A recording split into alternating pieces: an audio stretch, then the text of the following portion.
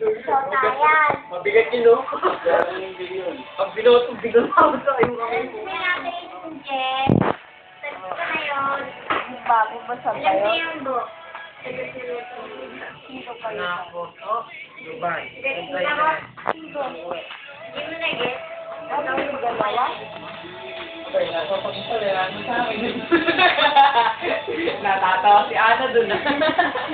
Parang si Ana yung sinutukoy niya na yun. Oo, ay hindi ko isip ko eh. Ang tamis ng pag-ibig. Sayang na ang ating nakaraan. Tagay ng tagay. Yan nakakarinig. Naalala ko pa. Inuuto na to. Sa kasalukuyang mahal na mahal ni Jet si Ana. Uy, naalala ko rin yun. Bibigay pa ng sunflower. Eka ako pa nga, yan na nga ako, binira ako ng binir eh. Sunflower, binigay. Dinuot sa apit bahay. Ay, oy, tayo na tayo yung gabi na. Tukdulag si Turat at si Apak, bigyan ng siyamoy. Mailakad lang. Gago, hindi.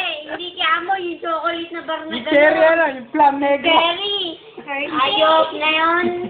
Ano, Jet? Ha?